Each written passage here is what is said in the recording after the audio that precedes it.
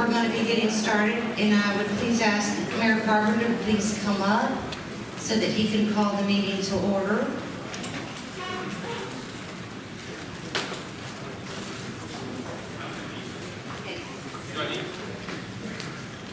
All right, I'd like to do this without the microphone, but I was told that I probably couldn't be heard in the back.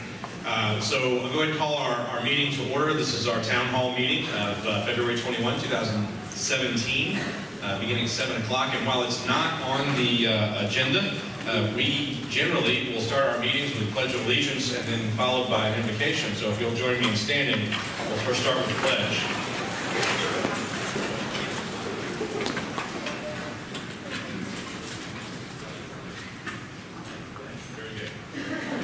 I pledge allegiance to the flag of the United States of America and to the republic for which it stands, one nation, under God, indivisible, with liberty and justice for all.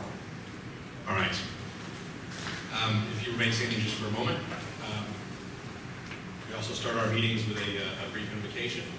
I'm going to ask, Lord, that you guide all of us. Let us act in wisdom and in friendship, and in the best interests of one another. We ask that you lead us in this in all things. Amen. Thank you. Please be seated.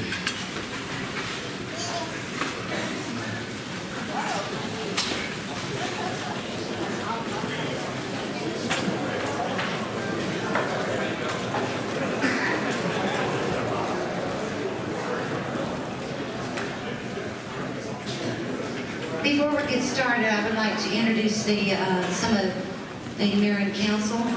You've met Mayor Carpenter. Mayor Carpenter, please stand. Cedric Edwards, Mayor Pro Tem, please stand or wave. Councilmember Place 1, Mark Davis. I know I saw you. There you are. Councilmember Ralph Gutierrez, Place 2. Councilmember Scott Larson, Place 3. Who am I missing? Okay. Councilmember, that was 3. Councilmember Place 4, Cedric, oh, that's right.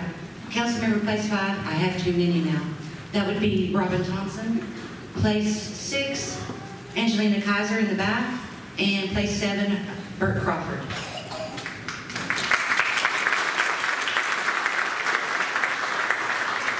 My name is Brenda Dennis. I'm the City Secretary for Shirts. I'd also like to introduce our City Manager, John Kessel. Director Dudley Wade, Executive Director Brian James, and we welcome you this evening. We've got a great program.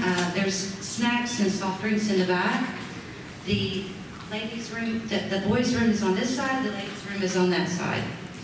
We're going to ask, I'll give the microphone back to the mayor, but what we're going to do is we're going to have some presentations. We ask that you wait to the end of the presentations. We'll have microphones, raise your hand. After the presentations, we'll bring the microphone to you. We ask that you state your name and address so we can record it. Let's see, I think that's the housekeeping things. Mayor, any more words? First of all, someone came up to me earlier and said, hey, thank you for doing this. Great idea. It's not my idea. It actually came from Mayor Pro Tem Edwards, so thank him. And I'd like to thank all of you for being here this evening. The format is, as the City Secretary described, we'd like to go through each one of the things that we have on the agenda. As we complete that first section, then we'll open up for questions and answer as best we can. If it's not an answer from council, it may be that a particular subject matter expert, because the majority of your department heads from the city are here.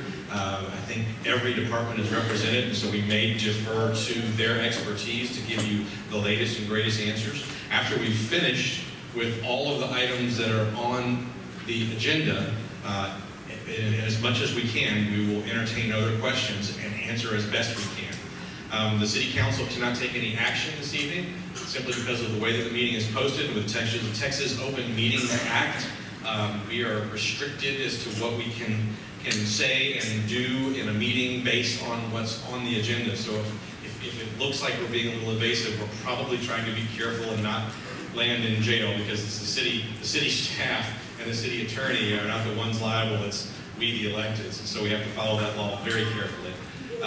That said, who's first up? Great.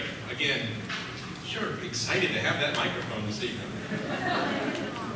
I know you want to move it along. You should never hand a microphone to an elected person. We have trouble stopping. But thank you again for joining us. This is fantastic that we have this many people out here. It's great that we get to have a discussion about what concerns you, what's going on in this part of our city, and everything we can do, we will. Mrs. Dennis here. Okay, I'm not going to give the microphone back. As the mayor said, around the perimeter is every department that is within the city of Schertz. So if you don't, have an opportunity to ask a question after presentations, there's going to be plenty of time after the meeting. Go to these tables. These are our experts around. Ask them anything. First up, I would like to introduce to you Lisa Wood. She is the Director of Planning and Community Development. Lisa?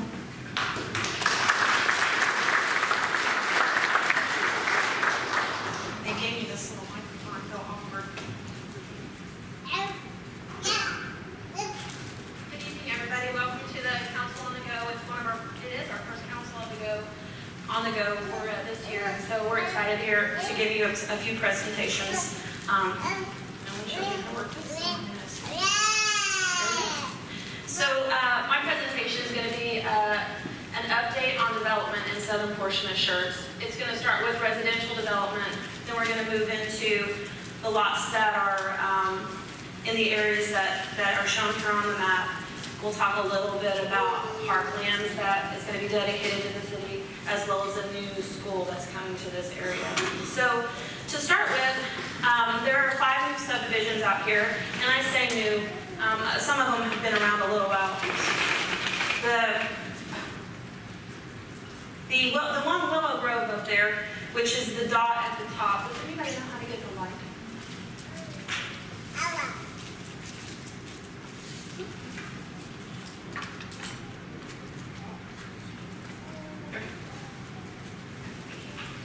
Sorry about that. Is the Willow Grove subdivision, which is right here. If anybody, I'm sure most of you live in this area, but there were 2 subdivisions that were there. They were both called Willow Grove. One was called Willow Grove Subdivision, the other was called Willow Grove Estates. The last unit of Willow Grove Subdivision is now been platted, and so there was an estimate of about 299 lots in that area, and right now we're working on the last 93 lots. The next subdivision that came in after that was this one here called Rhine Valley. It was 447 lots, and right now we're working on unit 1, 3 units altogether, which is about 258 homes. There may be a quarter of the way done through that subdivision. The next one is Crossline here, and Crossline currently Module 1, Unit 1, which was the first unit that was started out there, is almost complete. And they're moving into 2 more phases of that, which is Module 2 and Module 4. Module 2 has 120 homes, and then Module 4 over here has a total of 142 homes. They're working on phase 1 of that, which would bring in about 75 homes there. Then also out here out south, we've got the reserve at Schertz 2. That is 127 new homes. Those are half-acre lots, and it's right adjacent to the reserve at Schertz also here. And then the newest subdivision that's going to be starting to work out here, it was zoned out here recently, and we have 2 plats in the office.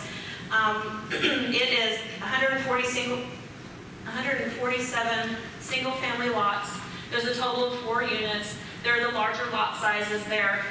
It is a cluster development, so we've got some houses that are closer together, and then we actually have some dedicated parkland. So the parkland there is 36 acres to be dedicated. 24 will be on the northern portion, which is this up here. And then the other 12 will be down here. Also, as part of the Rhine Valley subdivision, there is going to be a city-dedicated park. It's actually almost ready. They have the public improvements in. It's going to include 8-foot sidewalks, landscaping, a gazebo, barbecue pits, playground, multi-purpose ball fields, a sports court, and a walking trail. And that would be the area that's in the darker green. And the other area out here is basically the HOA portion of, it's kind of a walking trail there. I think that's actually going to be a privately owned park, but I believe it's going to allow for public uses there. And then the next thing is the Rose Garden Replacement School. So you guys might have seen the clearing out here on FM 1518, which is just north of this site. Rose Garden is proposed to move from Universal City to 1518. The site is a 25-acre site. They've got approximately 150 square foot of building area, and the capacity is about 1,200 students. We've got this isn't the final, but kind of a layout. Here's 1518. Here's the drive coming in, and it's really hard to see, but this is the building here. Kind of gives you an idea. And so, with that, it's open for questions unless anybody else has anything that they would like to say.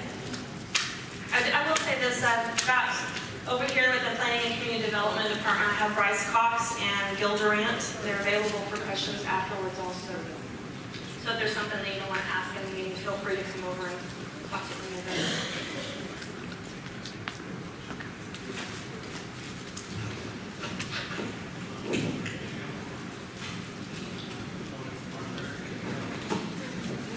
My name is Wayne Ashbrenner. I'm actually not a resident of this great community. However, I do a lot of work out here, and I work with a lot of the fine residents. One of the things that, from your development plan, that having worked with the developers that I work with, you're limiting most of these neighborhoods, if not all of them, to larger lot sizes, really preventing higher density residential development on them. My concern is you're driving up the price of those homes so far that you are limiting yourselves to only higher income residents. In other words, your home prices will be well above the average of the San Antonio MLS of $280,000 because you're restricting yourself only to the larger lot sizes in these developments and all the developments you have on the planning thing. Not only because of that, you're limiting the type of people that can purchase homes in those neighborhoods. You're limiting the value to the people selling that land pre-development. Developers can pay a higher price per acre if we can have some higher density. I'm not saying it all needs to be higher density, but it might be good if the city would consider some neighborhoods that are higher density so we can keep the average everyday American citizen a member of this community and not possibly only higher income citizens. It does, but I would like to quickly point out that Rhine Valley is one of the subdivisions that has higher density, and Willow Grove also does have some higher density compared to the Halley's Cove and the Reserve that Shores out north. So we do have some south.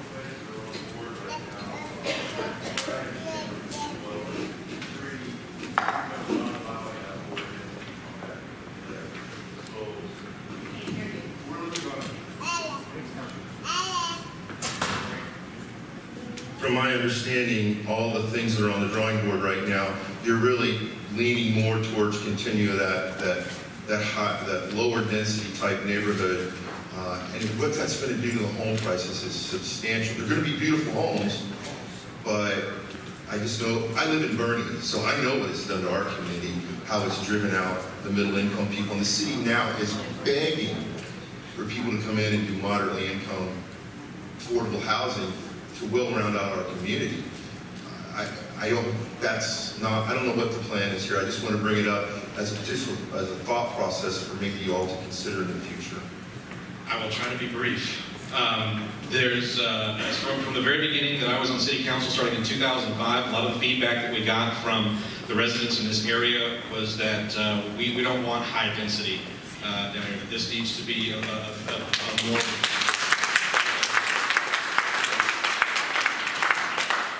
And that's been the route that council's taken for a decade since I've been on. To answer your question about lot sizes, we actually did as a council get rid of R6 and R7 zoning because they were too dense. We didn't want to have that in the city. I live in an R7.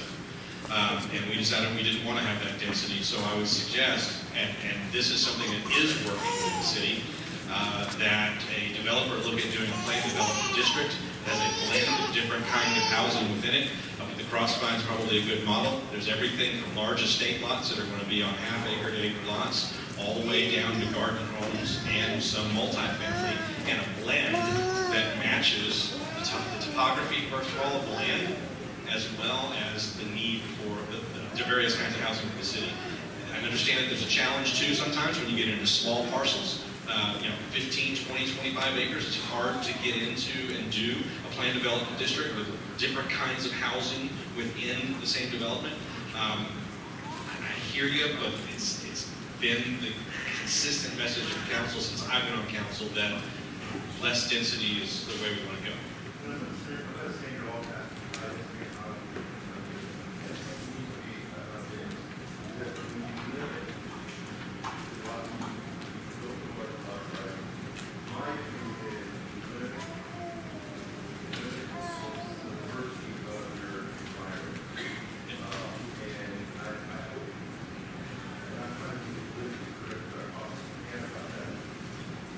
When you limit the diversity of your community based on how expensive it might be to move here, that's not necessarily the best thing to do, in my opinion.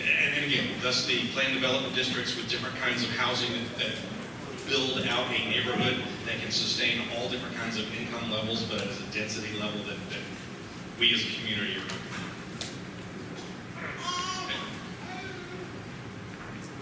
Hi, my name is Linda Mang. I'm at 2824 Berry Park. Currently up off 3009, but I will be moving to the Crossvine later this year. I think what they're doing at the Crossvine in terms of putting in garden homes, multifamily is fabulous. I agree that there needs to be a little more economic diversity in a lot of areas of our community. I was really disappointed that the council turned down an apartment project up off 3009. Lower income people starting out, new families, or aging populations need to have somewhere to live that's less expensive. And I think that we do ourselves all a good service if we kind of mix things up a little bit. I do agree with the gentleman here that the city seems to be pricing itself out of the realm of middle income people. And for those of us who aren't zoning experts, can somebody please explain what an R6 and an R7 is? Sure. So when he explained the R6 and R7 zoning, the zoning map, which we don't have a full one, I think we've given them all away, shows designations for different types of residential zoning, and those are based on the lot sizes. So R6 and R7 zoning were smaller lot sizes where they were 60 foot wide by 110 or 120 foot deep, where currently the city doesn't allow those now. However, unless it's in a planned development district, the larger lot sizes, our minimum lot size starts at a width of 70 feet wide. And so that explains the size and the square footage of the lots. So when he referred to the R6 and R7, it's based on the size of the lot. Where do you all expect your children to live when they're buying their first home? So it's a policy question, and I'll answer that one too. In the planned development districts with both multifamily and garden homes and other kinds of housing, it covers the spectrum, and that is the model. Will there be widespread apartments? I doubt it. Will there be widespread acre lots? I doubt it. There's going to be a blend. And the proper place is the proper place too. One of those apartment complexes, they wanted to put that in where it's currently zoned commercial. I'm just not sure that we want to back away from long-standing plans for commercial development to pack in a lot more single or multifamily housing. Not the direction we want to go. The planned community that covers the spectrum of housing is the way that the City of Schertz is going. You can see that across Crossmont.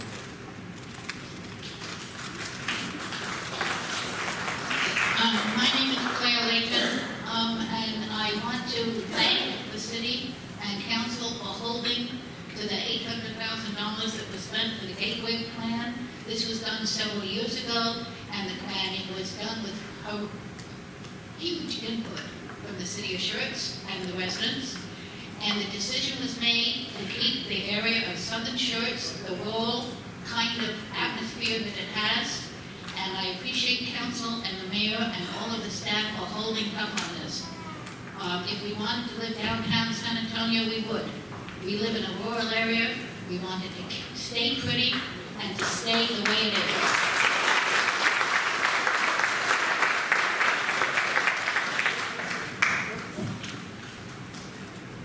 Do we have any other questions? Okay, let's move to the next one.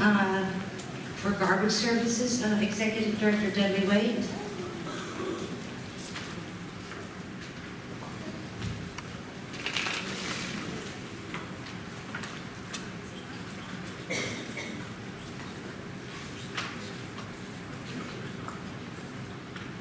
Control.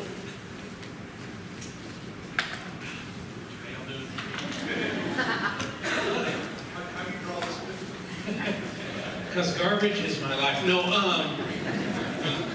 we wanted to take the opportunity a few months back, maybe a little longer than a few months back for some of you. Last summer, in a community forum that was held out here, the discussion came up about garbage service, and then I started to see it appear on social media. And some questions came to City Hall about it, and so we wanted to give a little update on garbage service, and I'll kind of walk through kind of what we're talking about. Before I do, there's been some folks, especially on that side of the room in the back, that have noticed a distinct burning smell. The school's not on fire. That much we know. We have the fire department here. They're great guys. They've assured us the building's not on fire. We believe it potentially is a controlled burn up off the Schaefer Road area, and the wind out of the north is gently sending it this way, and it's encountering that corner of the building first, and potentially the AC system may be picking it up. I'll tell you from being over on this side of the room that it doesn't smell that way, so if you have an upper respiratory illness and you're concerned about that, you may want to, throughout the meeting, maybe relocate to this side of the room where it smells, the smoke smells not as bad. They're coming out to check the area again just to make sure that that's all it is, but we're not at any risk or danger being in the room. So anyway, so back to garbage. So the City of Schertz residents pay a fee monthly. And that fee does two things. One is it helps us administrate the garbage contract with our exclusive franchisee. And the other thing is that it pays the exclusive franchisee money to pick up our garbage and deposit it in a local landfill. And depending upon where you live in Schertz, you get service on different days. And what I discovered, somewhat new to my job, I've been doing this now almost 2 years, what I discovered is that not only on different days, but in some parts of town, different times or different amounts of time during the week. And so on this little map here, this is the zone map, as our vendor Bear Waste calls it.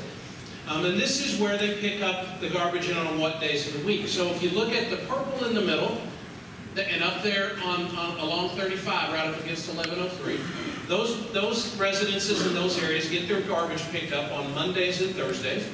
If you go to what I'm going to call orange, along the north side of 35 in the northern area of the main core of Schertz here, then that is on Tuesdays and Fridays. And then when you get off into well up north 1103, so the North Cliff Scenic Hills neighborhood, the links around all there, and all the other development going along 35 up here, they get their garbage picked up on Wednesdays. That's one time a week. Notice the others were 2 times a week. And then down south in the dark blue area, we get the garbage picked up on Fridays. Again, 1 day a week, not 2 days a week. And so we started looking into this, and one of the big issues that came up on social media and at the resident forum that I was in attendance at was that we're paying the same, everybody in the city pays the same for garbage. It doesn't seem fair that we get picked up once a week for that price and other folks in the city get picked up twice a week. So I went back and just got educated on it and tried to figure out why that is the way it is and how we kind of got to this point. And essentially what I found is that everybody's exactly right. Everybody in town pays the same rate. It's 12 something plus a recycle fee on top of that. So it comes out to be $14.04 a month with both those fees added together. And there's a reason that I've done that, so we can compare ourselves to other cities here in a second. And then the folks who are in the dark blue and the folks that are in the green areas with the once a week pickup get, in addition to that once a week pickup, get what they call a cart in the waste management industry lexicon, but basically a 96-gallon trash can that you get to use. It's property of Bear Waste, but it's issued to you as a resident who gets once a week pickup. The rest of the folks in the twice a week pickup have to supply their own carts for the trash company to use and get those out to the curbside and maintain those themselves and everything else. And so the more we've looked into this, the more we've started to question, is this really an appropriate thing to do? And from what we've been able to tell, maybe some of you might be able to correct me on this, is that this kind of grew out of the fact that as Bear Waste was the provider for what I will call old shirts, the original section here, and they were doing that twice a week. They were from Shirts. It was a shirts-based company. They provided that service twice a week. Probably everybody around us was getting it twice a week. As they reached out to get more contracts, and they contracted with the North Cliff Municipal Utility District to supply garbage pickup up there. And when these residents down here, who at one time were a part of San Antonio, got de-annexed out of San Antonio with once a week pickup and came into the city, that it made a lot of sense to continue that once a week pickup. It was more of a rural format. There was not as many residents as what we have now. And the once a week pickup was something that I will say that the city inherited as we took over these areas, and then we never really looked at it again after that. We just said, well, it's once a week pickup there, so every piece of development that we do down here and everything we do up here, we'll keep on the once a week pickup. Did a couple of things for us. One is it helped maintain our low rates that we're paying, and the other, because we were not putting an unnecessary burden of picking up the garbage from all the residents twice a week like we were in that central part of Shirts and the original, the old part of Shirts. So that helped us. It kept the rates low. And it also helped our vendor maintain a lower cost being able to do that. And so after last summer, we sat down with our vendor and we said, hey, explain this to us and let's start talking about what we can do to do something a little bit different. And so our vendor's done some work on that, and we met with them a couple of weeks ago, and then last week we met with a handful of citizens. I know a couple of them at least are here tonight to talk about this topic from the perspective of folks who get the once a week pickup. And we went through a number of iterations in that discussion, and maybe something that I would like to do here even. But let me show you these rates real quick. So I mentioned the $14.04 rate. That's our garbage rate plus our recycle rate. And this is the other communities around us. You can see we're not the most expensive. San Antonio and New Braunfels definitely top us. Cibolo tops us as well.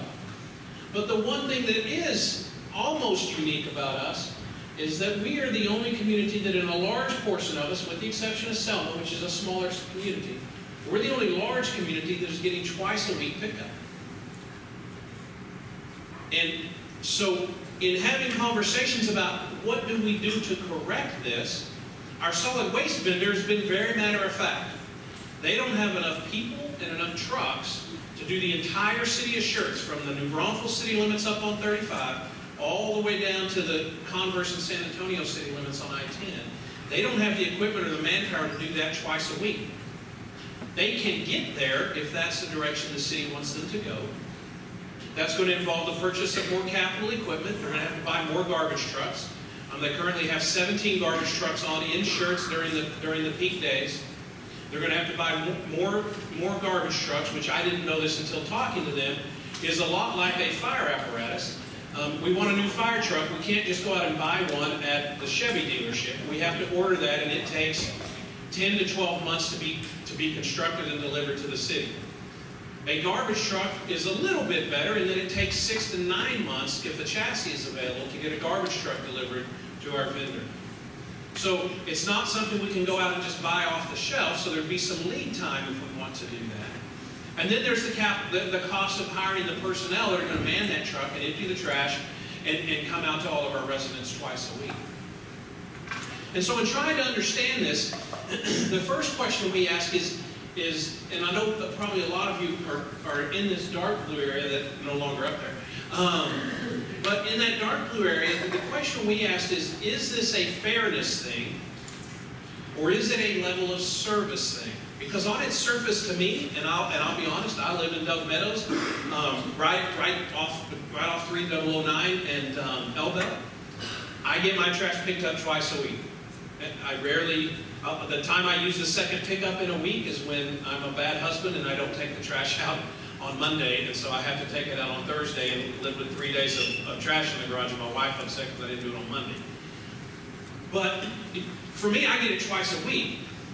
And to me, it appears, with the same rate, even though you're getting a trash can provided, that there is a fairness issue there. Is this a fairness issue, or is it, on the other side of the coin, a level of service issue?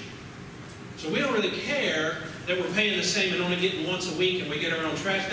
Our concern is we're producing enough trash that by the time they come around next Friday, we're full and overflowing in that single can that we have. And to get a second can, we have to pay more for that. Now we're paying more and only getting the same, the once a week pickup and not the twice a week. So, and that may be a part of it as well. The question was, have I seen the trash cans that are given out for folks to use?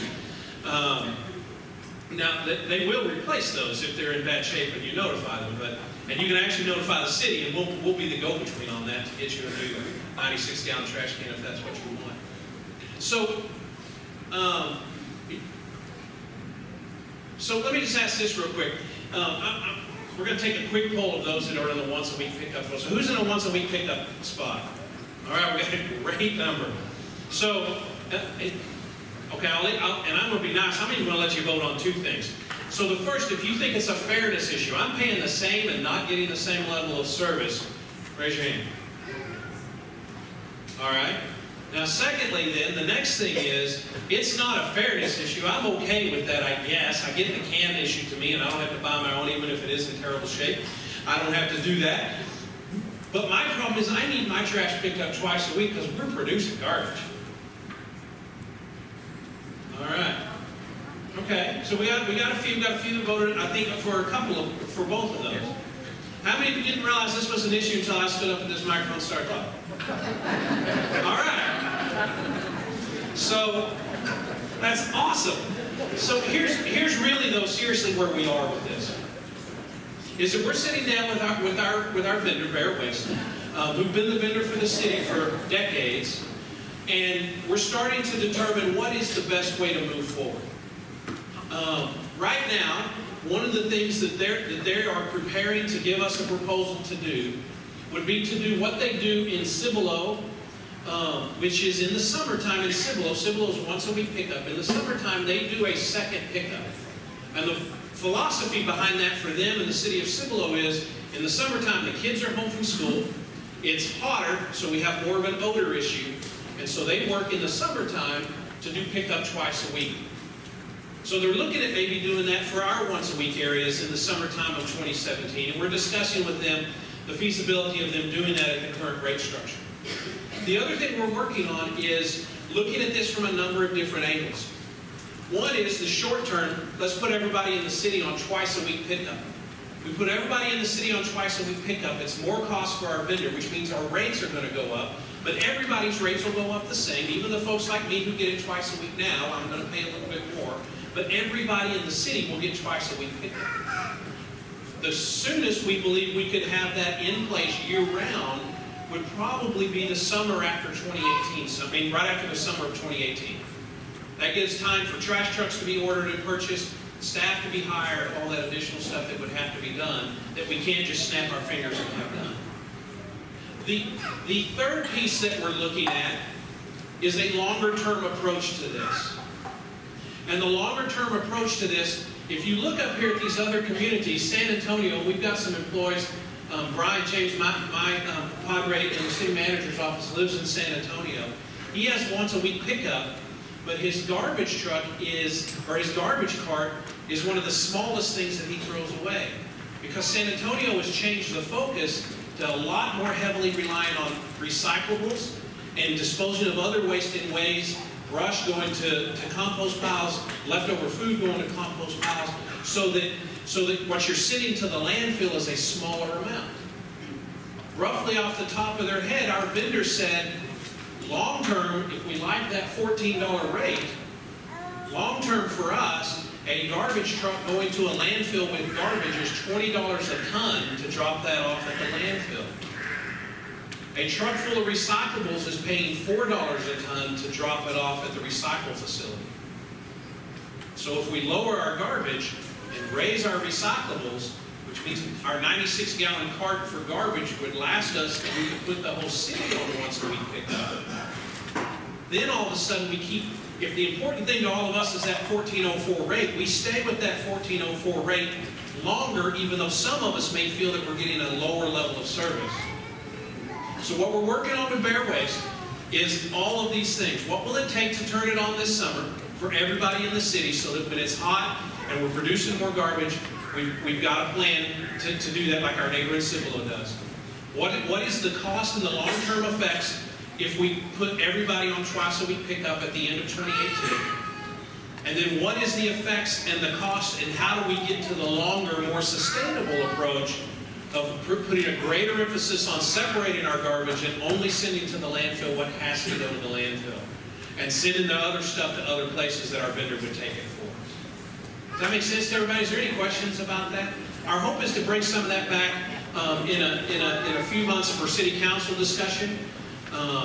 Once we have some more details as to exactly what those numbers would look like. Yes, ma'am.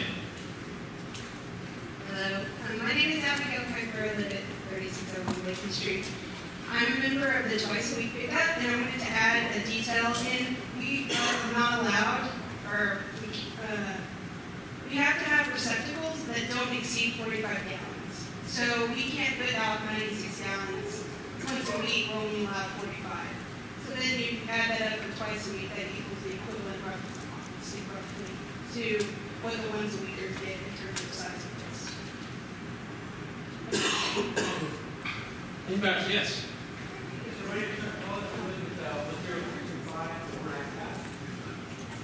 Yes, sir. So I live right over Overnight Path. My question to you is, we talk about sole sourcing here.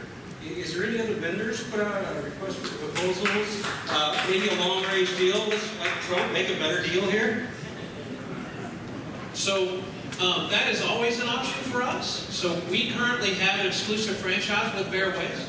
I think that is good through 2021 potentially. But it doesn't mean it's not something we can evaluate, especially if we have to sit down and start talking about renegotiating rates and things like that. In the past, I remember a time, I know it's been within the last 6 to 8 years when we did bid for that, and Bear Waste did provide the lowest cost for the level of service they were going to provide. Part of that is they're a hometown, and they probably cut us a deal because they want to be able to continue to provide service and sure. But that's absolutely a piece of this going forward. I mean, we always, being good stewards of the money, it's always incumbent upon us to try to make sure, through any means possible, that we're getting the best deal we can possibly get for it. Dudley back here. Yes. Sorry, I just wanted to add that the reason I brought that up is because it seemed like it was unfair that 96 gallons got picked up twice, when in fact it's just 45 gallons twice versus the 96 gallon pickup. And I just wondered if that was factored into the proposal and all that. It hadn't been so far. The other piece is that, and it's the same way with the 96-gallon community as well, is that they can put out more than their 96-gallon can. And there's a limit there in the ordinance that they'll pick up. I want to say it's six bags of stuff. So with your single can, you can actually put out more than that next to it, as long as you don't go cuckoo crazy and put 65 bags of trash out there, then they're gonna. I mean, our vendor's gonna pick that up. Again, they're hometown. So one of the things you'll see them do that I've not seen in any community I've lived in is that you'll see them taking care of the streets. Monday morning, after the storms came through Sunday night for those who put their trash out, our vendor was out there picking up trash on the street as they walked by. They weren't just getting the cans. They were getting the stuff that the storms had helped trash the neighborhoods with too. So I'm not saying that other vendors won't do that. I know they do. And some of the other cities around us that provide this service themselves, their staff definitely does that. But it's one of those nice things about having a hometown vendor that they at least try to take care of the citizens of their town. So, but you're right, it is single, but when you add in everything else the ordinance allows us to set out there, it takes away from the argument that I've only got a single can at my house twice a week versus twice as big can once a week. Hi, I'm Shandra Stovall and I live down the road. So my question is this, you're saying that the dark blue areas that the city can't buy, they don't have enough trucks, they don't have enough resources, etc., to do twice a week down there. We just saw with planning and development all the new homes going in. So what are they doing, or what is the city working with them to plan all of these new homes? I mean, you just told us basically 1,000 new homes are going in. So if there's not enough staff and equipment now to do twice a week, what are they going to do with all those new homes? So the new homes, they get those numbers, they plan for that in their normal growth of what the city's growing. And the rate is also fixed at that to allow them to be prepared for that growth when it comes. And it's one thing to say, where's Lisa? It's one thing to say, those 1,000 homes, what's the time frame on those, do you bet, before they're all in? 12 to 18 months? So it's one thing to say we're going to add another 1,000 homes in 12 to 18 months versus we want to add all of this section and all of this section by June. So they have time to grow as the homes are coming in. The rate structure allows them to do that.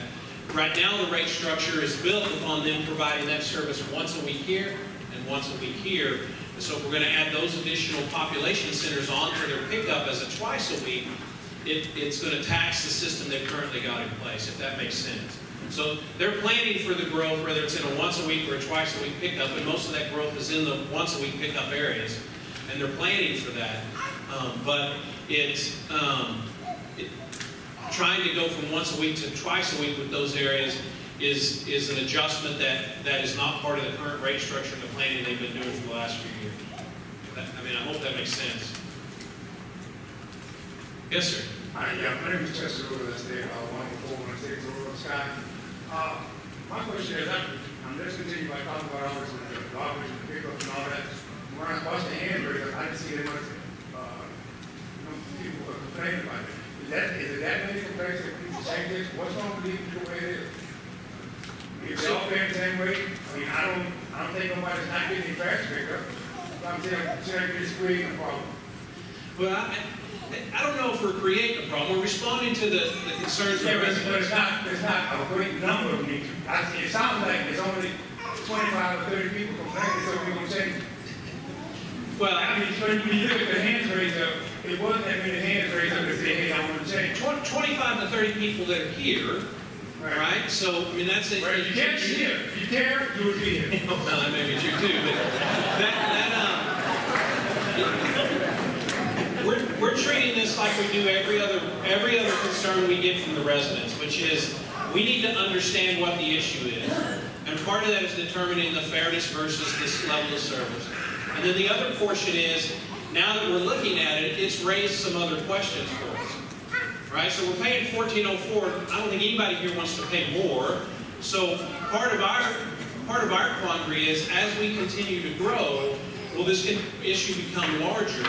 And if we don't start looking at some of these other factors, then we're not going to be able to preserve as low a rate as we could if we start looking at them now.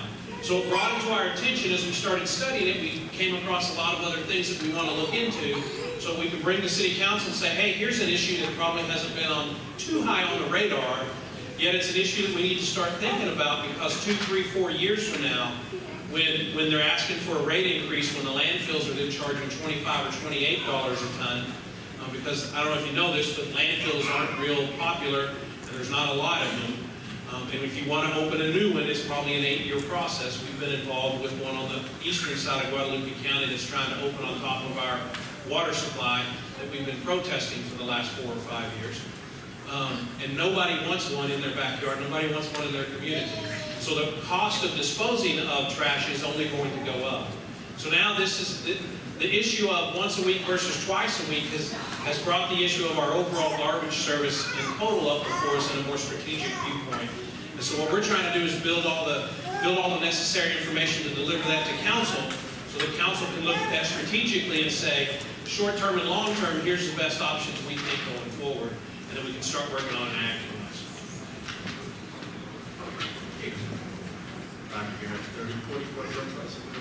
The possibilities of that. One pickup a week for everybody, same agreement, give the others on, have bigger trash cans, get in their free trash can. You know, that is definitely an option. About putting everybody on once a week instead of trying to bring the once a weeks up to twice a week. That is another option that will be handed to council as far as what that will do to rate structures and stuff, right? We would assume that would potentially even lower our rate a little bit more. So that is definitely one of the things that we're looking at.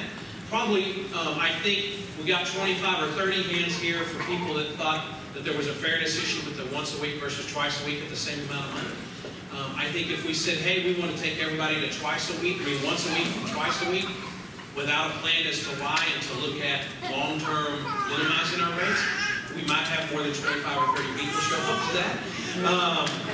Right? Because we're going backwards in in a perceived level of service. And anytime you go backwards, people are going to want to know why.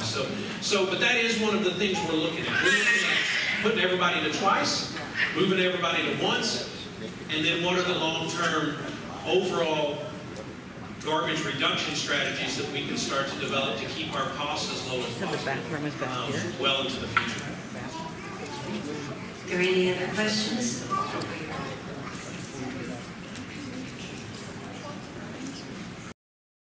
My name is Brian Edgington at 3037 Pennsylvania. I just wanted to ask if we're looking at the fact that it's cheaper to recycle, are we looking at, for us to get once a week, getting larger recycle bins? We recycle a lot. We're always putting 2 recycle bins out. We only got one, a little tiny one. But we used to live in San Antonio where we had the big one and we would fill it up. And now we're putting a ton of stuff that overflows in our garage because we only get pickup once a week. Let me talk. Can I? Yes, sir. Oh, good. So I have the same issue in my house. I have the same size bin. I'm actually the twice a week pickup, but recycling only gets picked up for us once a week. So I supply an extra recycle bin at my own expense so that I can put out more recycling currently. So that's not a complete answer, but in the short term, a lot of this is the short term. In deference to what the gentleman said back here, great point. If the majority of folks think it's not broken, then maybe we should try and fix it. But I will tell you this, however. As we go into the future, changes will be made. Because what we have today is probably not sustainable at the time that we're at full build-out in city insurance. Personally, this is me talking, with my wife not here to tell me differently. I'd be okay going 2 to 1 in my neighborhood. I don't generate that much trash. But we are going to have to make changes down the road, or we'll see rates go up. And then it becomes a discussion of balance, right? Do we have 2 everywhere in the city? Do we make it ubiquitous? Do we take the path, as Dudley has said, where we do more recycling and 3-bin type, where it reduces our overall cost to keep the rates down? Or do we simply right now not take any action, continue to evaluate what we need to do for the future, and then move forward? I'm not sure that everyone in the room agrees on which way to go, but I'm hearing that it sounds like the majority in the room are, hey, council, go figure this out and come back to us with an answer, and you don't have to fix it today. Because we will continue to work on it, Dudley will, council will continue to look at it, we'll find what we can find as an answer. Anyone else?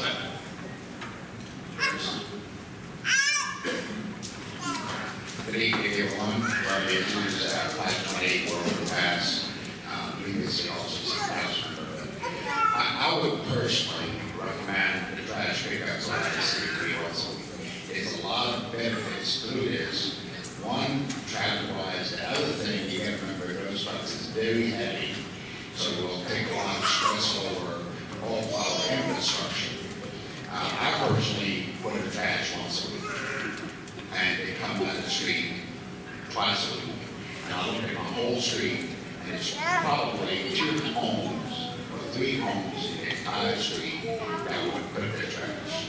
Now, when recycling, we really put the one bin when it gets picked up. I think Barry Waite does this a very good job, and this is my recommendation. Once a week is very happy to have the trash picked up. Thank you. All right, I'll get out. Yes, sir. If they want to email you? Actually, yeah, what I was going to suggest is if you have any other questions, any other comments, come over here where Mr. Doug Ledbetter is. He's over our solid waste contract with our vendor. Our vendor was supposed to be here tonight. He texted us. His sister's in the hospital, so he's with her in the ER. And couldn't be here tonight. But we will also put you in contact with him if if you'd like to talk to him as well. He's willing to talk to anybody about this as well and explain kind of their perspective on it. So if this is something you're passionate about like I am, then go see Doug. And I'm not really that passionate about it, but it's just part of the job, you know. So go see Doug, and we'll get your name and email address, and we'll keep you in the loop of where we're headed and get you in contact with who you need to talk to. Thank you, Dudley. Next up, Executive Director Brian James.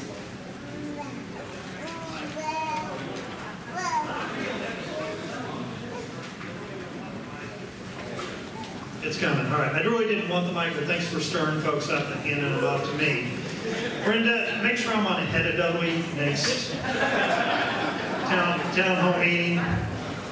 We'll see how I plug through this. I'm Brian James. I'm the Executive Director for Development. Many of you have probably met me or talked to me. Often it's because, Brian, I got this issue I got to talk to you about. I got this problem. So we'll see how this goes.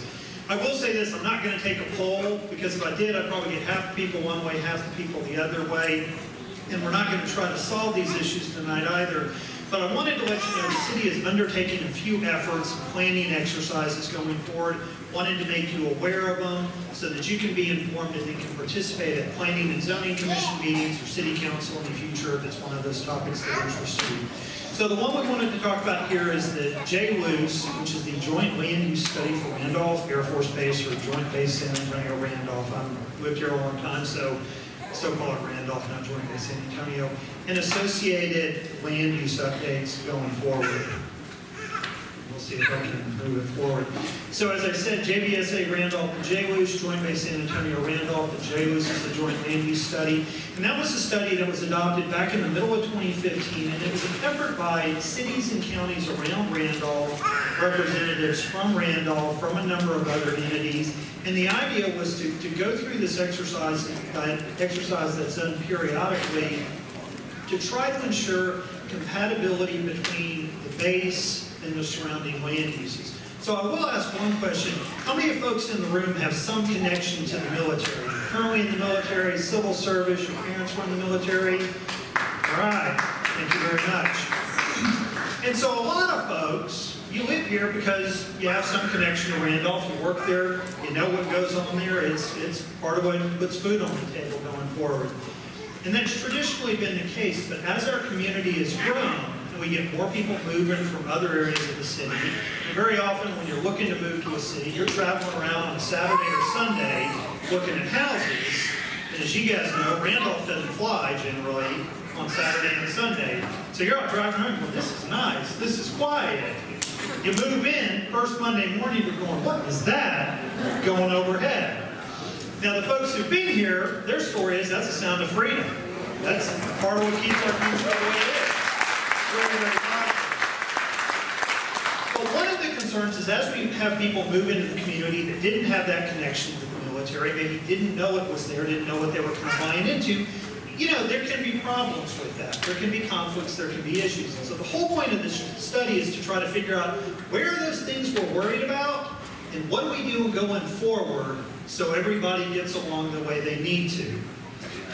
And so again, the most recent study was adopted in July of 2015. We're going to post a link on our website tomorrow to all these studies. So if you give us a few hours, we'll get all these up. You can find them if you want to peruse and look through. But out of that came this document that the group voted on and adopted. And that kind of went out to the cities saying, what do we need to do going forward? Now, we have had these in the past. The prior one was done in 2008.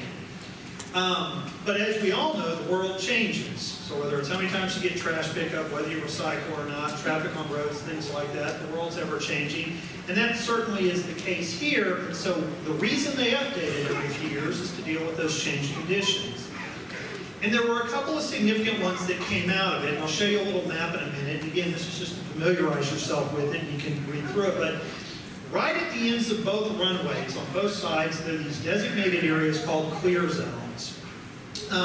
And they're normally 3,000 feet by 3,000 feet. From the 2008 study, they weren't that way. They weren't quite as wide. They were a little bit less than that. And with this update, everybody started looking on it. They say, you know, that's there for a reason based on the military studies in terms of potential accidents, what we need to limit happen. We need to expand that. And so some of you may own property in what's now a clear zone that wasn't in a clear zone. And so part of the, as I said, the study is not just to protect the mission at Randolph, but it's to protect our citizens. So you're not relying on the city to keep you safe. You go eat in a restaurant in Shirts, you assume our health inspector, Jesse back there, and these folks are taking a look at it, making sure it's safe, and things like that. And you're also making sure that if we let you do something on your property, that it's not going to create a problem. So one of the big changes is there. The other big one are in these larger areas that extend significantly more, and I'll show you a map in just a sec, called the accident potential zones. In the lower one, the plan used to allow for 2 residential units per acre, basically half-acre lots. So a lot of the folks here from Laura Heights, Reserve at Shirts are in the APZ2, and it allowed for that in the plan. The new plan looked at that and said for a whole variety of reasons, the recommendation that came out of the plan was to decrease the density substantially.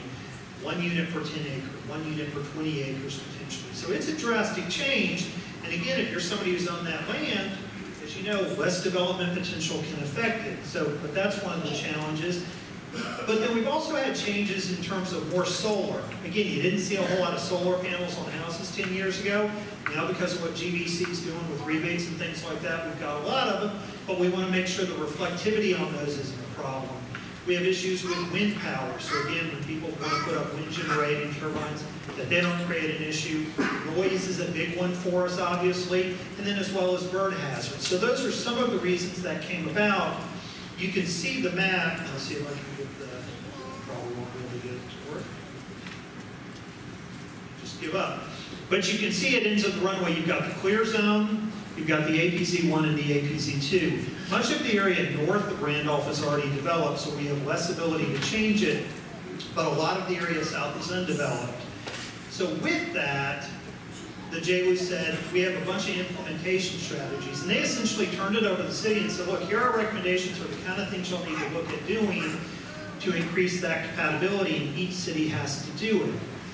For each city needs to look at it on their own and decide what's in their best interest to do. It's up to us. So one of the things that council did, based on recommendations from staff and the JWUs a number of months ago, is if you're in one of the sound contours where sound is loudest from those planes, residential homes, new homes being built, have to have sound attenuation measures. So it's not quite as loud in the house as it would be otherwise. So some of the things are increased compatibility, but some are bigger conflicts.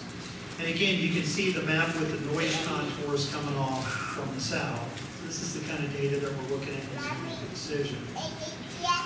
And then again, as I said, the most significant area for review is south of Randolph in the city of Shirts.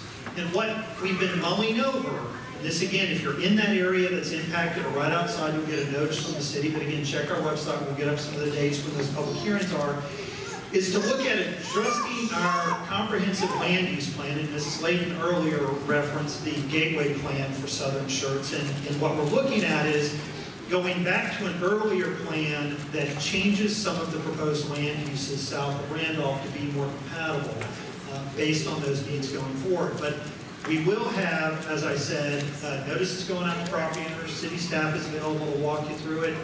And there will be public meetings at the Planning and Zoning Commission and City Council.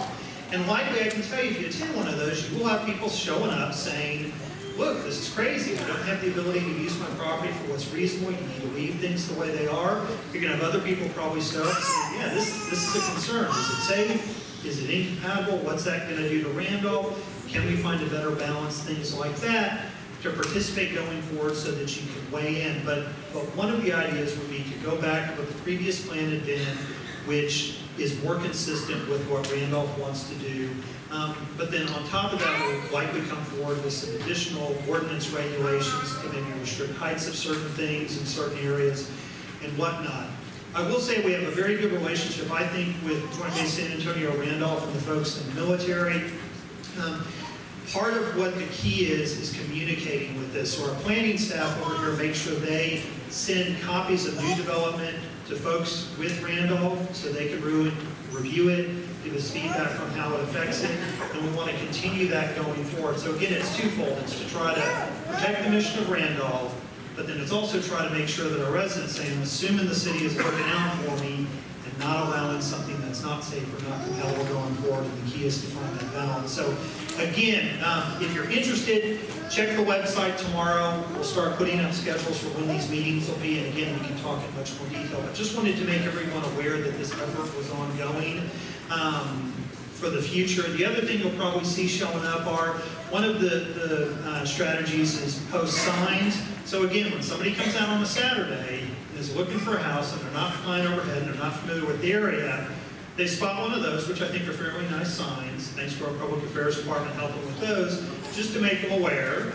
You can applaud more. All right, more applause? Anybody like it? Okay. Just to make folks aware that, hey, if the military's in the area, there's something going on. If I have a concern, I need to check with the city or check with somebody and find out. So again, I think part of it too, though, you notice it's referencing the fact that Randolph's been around a long time, for a lot of us have been here. And then again, it's the Proud JBSA Randolph Training Ground. So I think, again, as everybody in church says, we appreciate the job the military does, but want to work with them to find that balance going forward. So that's the JBSA.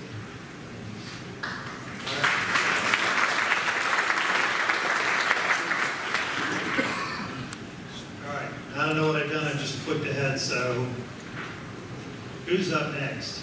Any questions for Any Mr. questions, yes. Okay, next up is Mr. Wade again, and okay, you have 10 minutes. Dudley. Okay, well, let's move to the next one. Ready, I'm moving on? Who's that, Brenda? Dudley. Where is that? He's leaving me up here. Dudley, you're next.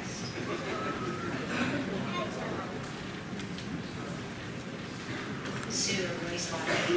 Oh, this is Kathy. It's not I'm Dudley. sorry. It's Kathy. Okay, this is our city engineer, Kathy Woodley. We'll tag team on this one. And I will say real quick, I'll give you that pointer. This is a similar kind of thing. One of the things that we often do is we try to provide infrastructure. Again, we're not going to take a poll, because some folks, as we talk about water, sewer, road expansion, you're going to say, yeah, I mean, traffic was a mess. It's tough getting here from work. We need to do a better job. You have other people here I've talked to who are saying, I've lived here a long time. I like that rural quality of life. Don't go changing it too much and negatively impacting so that we lose what we've got. So again, often we're trying to find a balance.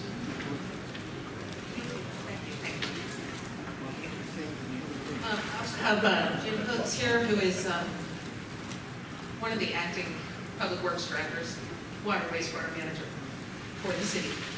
So what I'm going to go over are some projects that some of you are quite familiar with what we've been doing, and some of you, this might be the first time that you're hearing about some of these projects going on in Southern Shirts. I guess most of you have probably heard that CCMA, the Cibolo Creek Municipal Authority, is going to be building a new sewer treatment plant off of Trainer Hill Road.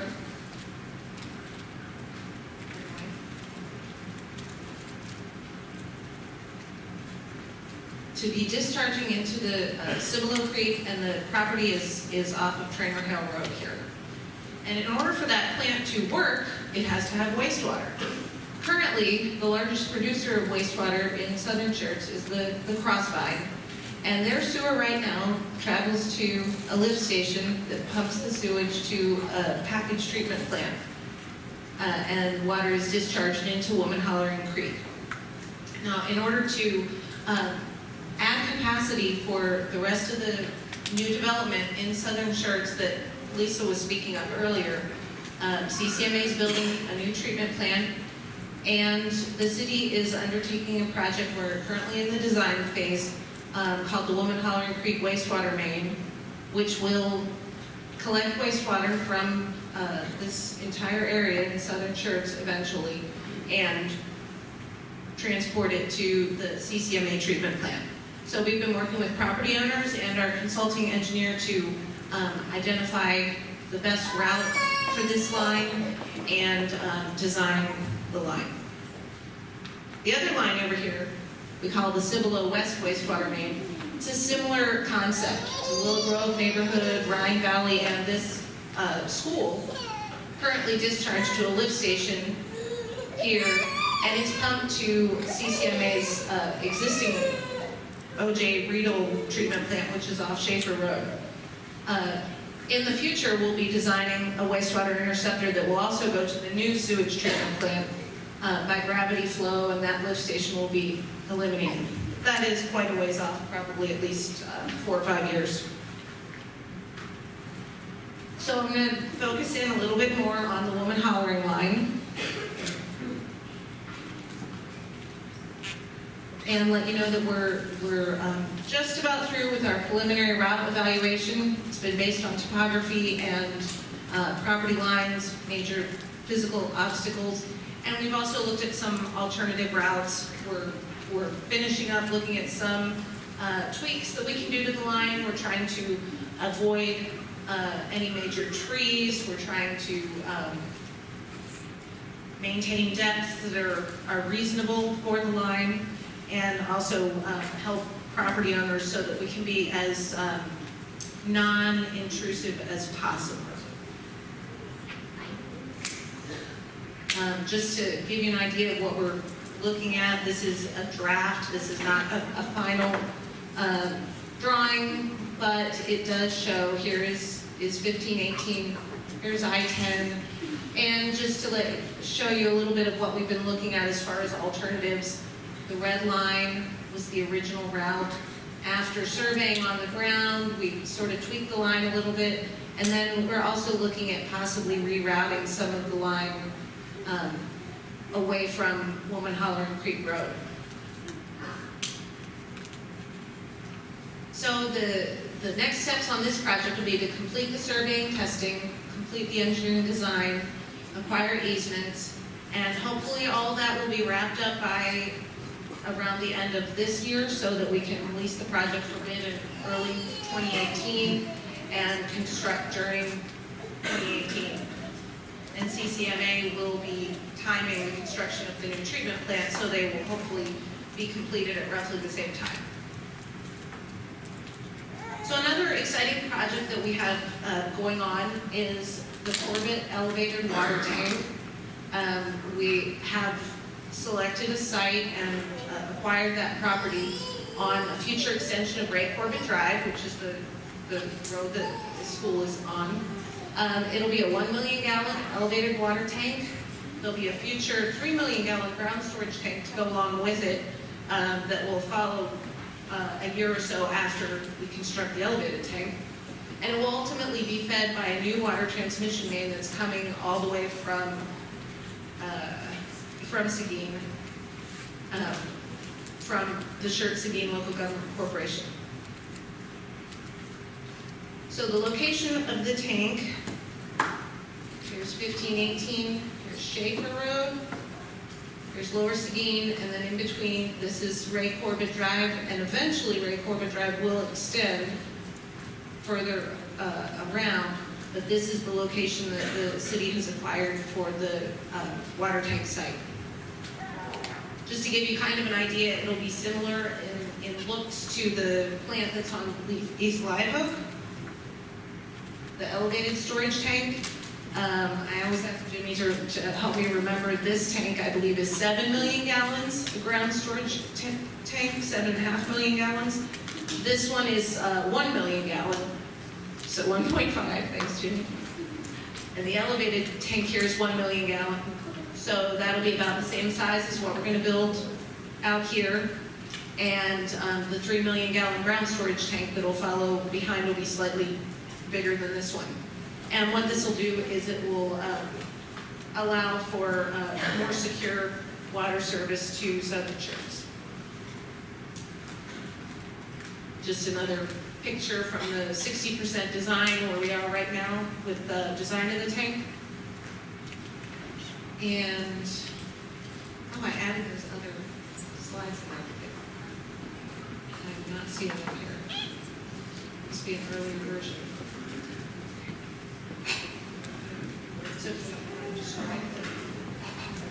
Yeah, currently, our water comes from the Griswold Aquifer through the Shared Scheme Local Government Corporation from the city of Seguin and Shared School. Water all comes to the East Live Oak water storage site on the Live Oak Road here in Sherritt's. Then it's fed out here to the south zone. With this new tank here, we're going to bring in a secondary pipeline across Schaefer Road and over to this tank. So we'll have a secondary feed to the new elevated tank that ground storage tank we're going to have here. So we'll have a redundant supply. We'll have actually 2 feeds from the Shared Scheme Local Government Corporation that will feed us water in the future.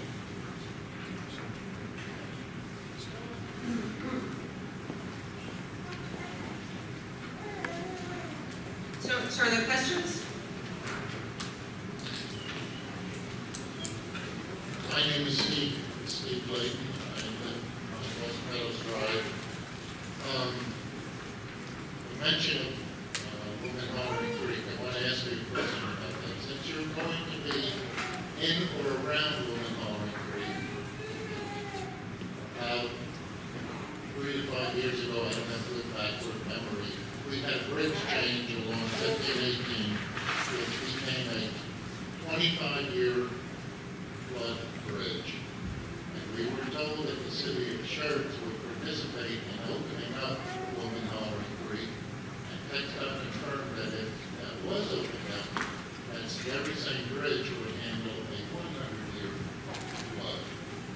We have yet to see any action on that. Is that going to happen? Is that opening of Woman Hollering Creek going to happen? And if it's going to happen, doesn't it make sense to do it at the time that you're down there putting sewers in? Sewer pipes.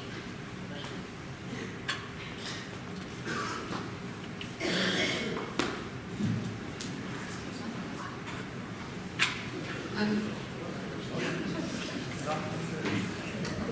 So, Steve, Mr. Lane, the issue is the bridge capacity and the flow from the north side coming under the bridge is the issue? Yeah. Sorry. I want to make sure I understand. Okay. So we have 2 projects going on that I think really affect that. One is obviously the sewer line. Typically the sewer line is off to the side as opposed to trying to be down in the creek. One thing that we have a problem with that we'll talk about in a minute is with regard to FN 1518, because as you noticed, we've got a capacity issue with the bridge. But then also the folks who've lived out here a long time remember when work was done on 1518 and it was raised up, you now have an issue where water can't get from one side of 1518 to the other that it used to have as well. That is something we are looking at primarily with regard to the design for FN 1518 and how drainage flows with that. So again, a lot of that I think will actually come more with the road design than it will with the sewer line, where we've got to figure out how we deal with drainage as a whole. Whether or not that increases the capacity beneath the bridge has yet to be seen, but we'll be looking to TxDOT to fill us in on that.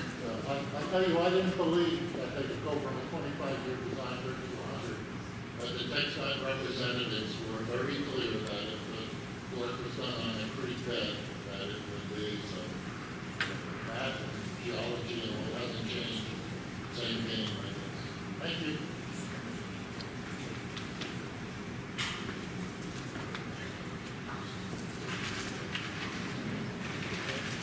Hi, I'm Candace. I live in Metropolis. And I have a question about the water at the last city council meeting.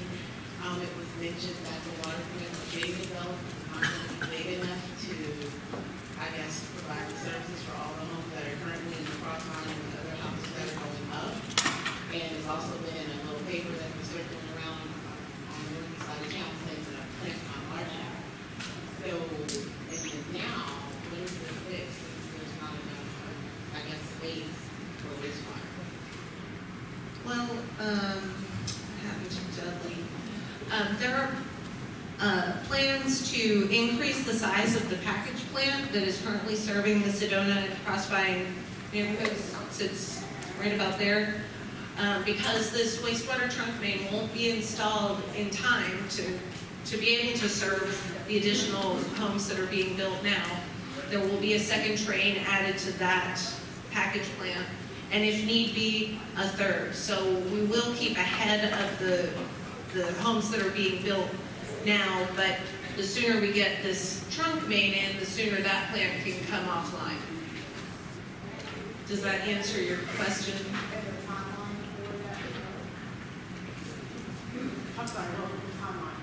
The timeline, I'm sorry, The timeline for the package plant upgrades? The timeline for the package plant upgrade is in process now, bringing a second piece of it in to double its capacity.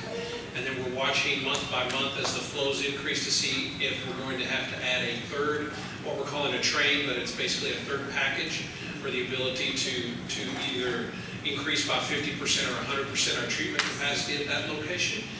We're watching that as the development happens and as the amount of sewage comes in there, what that's doing to our overall capacity that we're allowed to treat at that location. So it's a wait and see. We're hoping that as the trunk line comes in and the new sewer plant is built, that this second one that we're installing right now will be enough to get us to that. But if not, we will begin turning wheels for that as soon as we see the flows are telling us that we're going to need to do that. We're going to err on the side of caution and bring in a third package plant as opposed to waiting and trying to do something else. But right now, with a lot of the work we're doing and add this second train, we're going to have capacity for the better part of a year or longer. And depending upon how these flows progress and how quick the development is, we'll know that better here in 2 or 3 months and even in 6 months after that. So it's basically, it's not a wait and see, it's a monitor and react to what we're seeing as we monitor.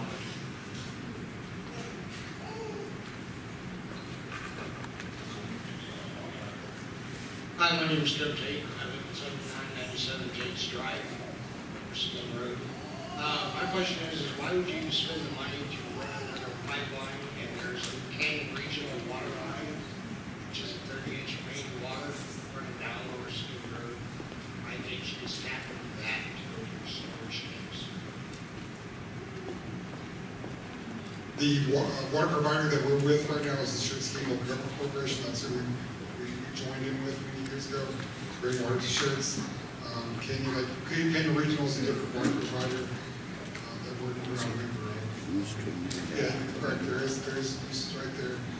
But, to get water from that source, you have to Also sells Congress. There's all kinds of water lines out there. Yes, sir. Yeah, we did sell water to Commerce.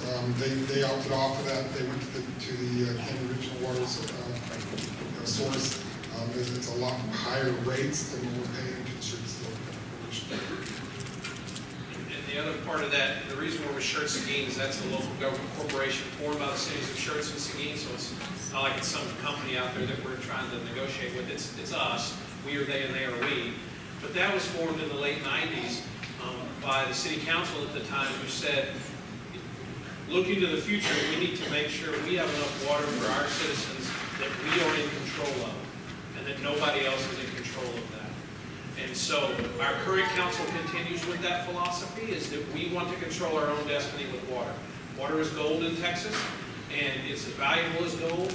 And so the pieces we're talking about, the elevated storage tank and all that, is to equip our city to handle our water to provide the best water service possible to our citizens.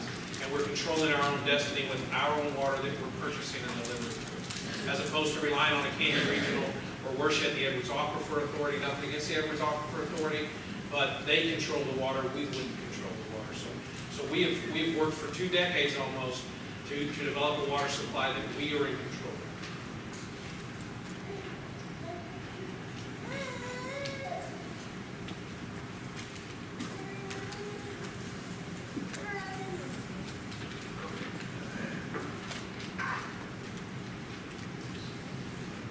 Rod Ellison, 12762 Woman Hollering Road.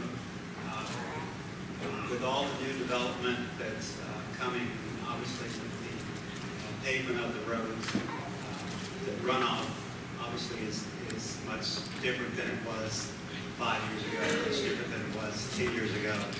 And back to the question about the bridge and whether or not to widen Woman Hollering Road Creek, want to make sure that these projects, as far as capturing the water in the tanks, is that the water that is now running off and will increase more, are you going to capture that and store it in those tanks, or does that just flow into Woman Hollering Creek and down and it's lost to us? But the other issue is a flood issue that we're not sure. Each time it rains, it seems like for us, it's this last rain, half our yard was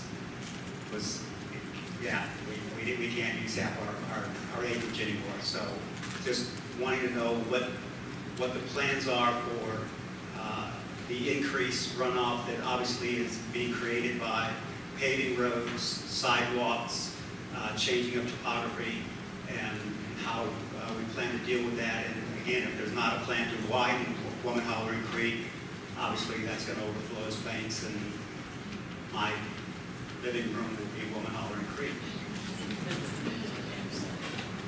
Well, with development, we do have ordinances on the books for new subdivisions or commercial developments to provide stormwater detention. And the theory behind that is to try to mimic existing conditions with stormwater runoff under post-development conditions. Unfortunately, nature doesn't always cooperate. It doesn't act just like the calculations in the books say it's supposed to act. And we see time and time again that the best efforts don't always have the results that theoretically they would have. We are looking at improving our design guide to hopefully address some of those issues, to try to better mimic not just the rate of runoff after development, but the characteristics as far as having the flow spread across a wide area instead of having point discharges where you have much more flow concentrated in one location. Unfortunately, when we're dealing with nature, there's never a guarantee. So we give it our best efforts, but and the idea is that we won't be causing damage downstream. So there is a lot of thought, a lot of money put into that by developers. You can see some of the detention ponds that have been constructed in some of the subdivisions. And we'll continue on with that and try to keep up to date with newer theories and newer calculations. But things will continue to evolve. And as well, the weather and the types of rain events that we get are different. And they're constantly changing over the years. So we are seeing many more extremely heavy rains over shorter periods of time, which cause greater floodplains. So I know that's not exactly the answer that satisfies folks, but we do have ordinances in place to try our best to deal with that.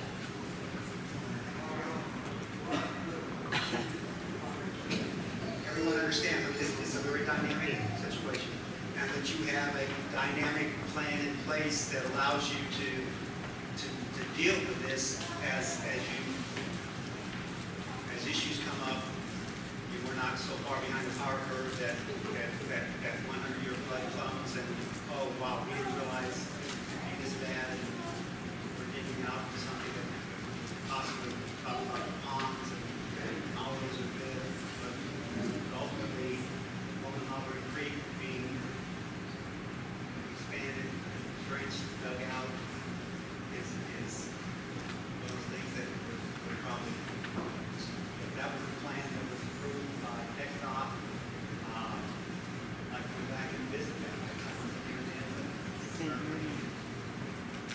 that sounds like a bad idea.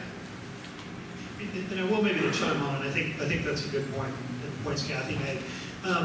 You know, part of how we deal with floodplain, it's not just the improvements we do with development going in, but frankly, it's where we allow folks to develop. And so again, if you own property that's in the floodplain and you've shown up to the city, you've probably heard us say, yeah, you're going to be restricted on what you can do, how much you can develop in the floodplain. Again, I know some of the folks I've talked to here a number of times who've lived in the area a long time, they generally say flooding is getting worse.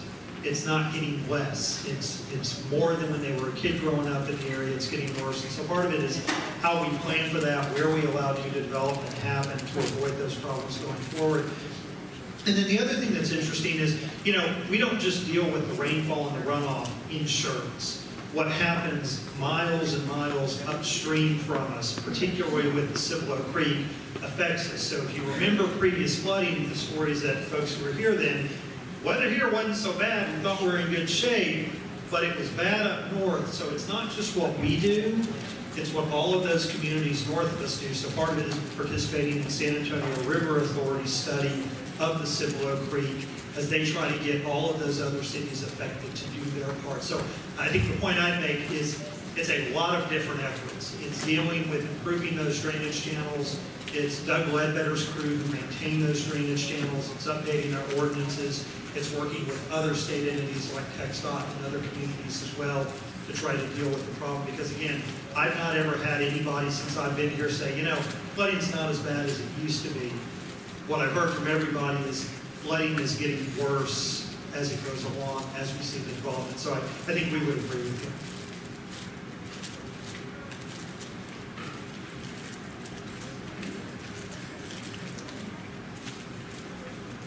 Thank you. Again, going to just a quick question. I'm glad to see a lot of people that be participating and get involved in the community. But I just wanted to ask if this meeting is being streamed, and if it is it a live stream? If it's not live stream, why not?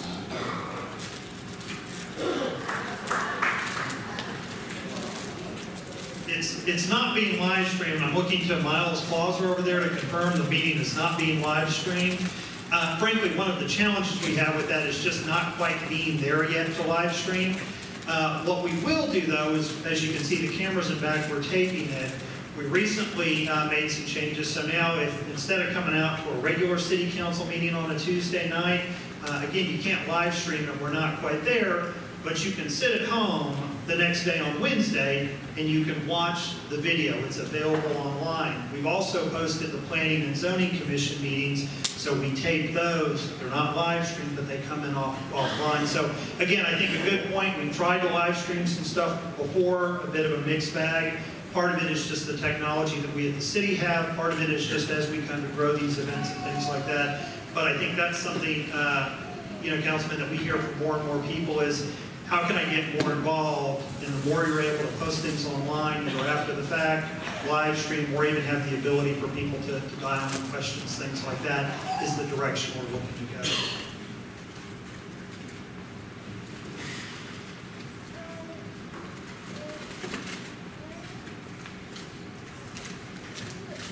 I have two questions, actually. I was wondering what the time frame is for the water tower that's going to be added in this area up here where we're at, and also to accommodate the sewer, are there going to be more lift stations added or expanded as well as in conjunction with the Woman Hollering expansion?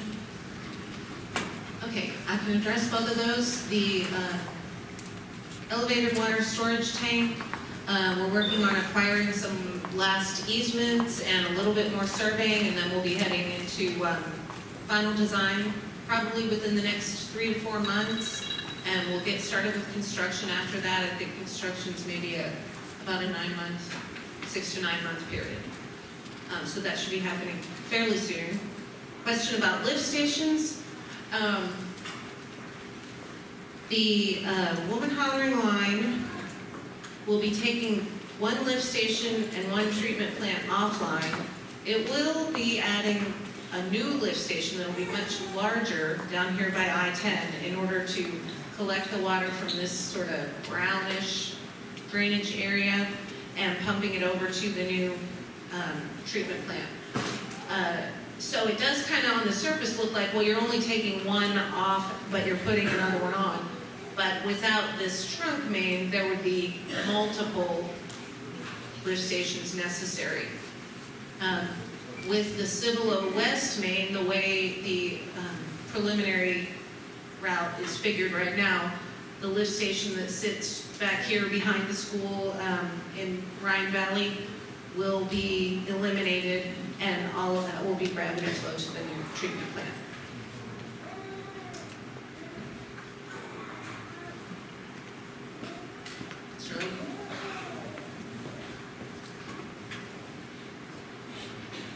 I too want to talk about the new water tank, same location. If you're going to have that water tank available in 6 months or something like that, I gather is about what you're indicating. Where is the water coming from? It is my understanding that there is an old, I shouldn't say old meaning, gray hair like I am, but there is an old water line that serves the city of Shores that comes in from the SSLGC. And that there is a new one planned, and I believe that that new one probably won't be cutting dirt for many years yet. So is the old line going to be connected to the new water? Thank you. Yes, that's a great question. The line, actually the tank will be tied into 2 locations, one being the water line that exists today on Ray Corbett. It will also be connected to a line that will be upgraded on Schaefer Road. And so the water that comes from SSLGC now, that goes to the East Live Oak plant, that same system will feed this new tank for the time being. And it will continue to be interconnected there. And I apologize, Jimmy put together some exhibits to add to show where the new line from SSLGC will come. And somehow those slides didn't make it in. That's my fault, but the new line, they are working on acquiring easements for that line right now, but you're right, it will be probably several years before that line does get here, but it will come back through Crescent Bend Park and some make its way down Schaefer and tie in somewhere in that vicinity.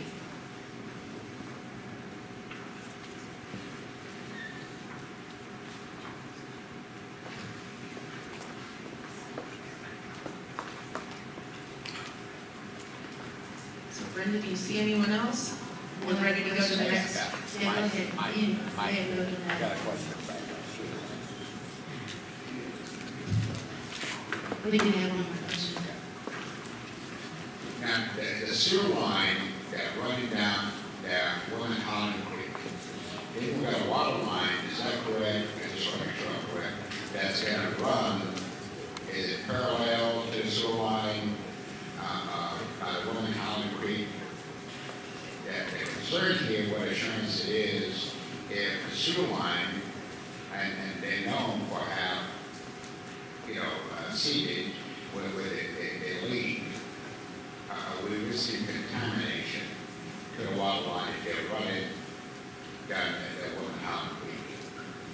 No, the 2 lines will be very independent of one another, running in different locations. But there are many, many locations throughout subdivisions all over the place where there are crossings or parallel lines where water and wastewater are running in close proximity to one another.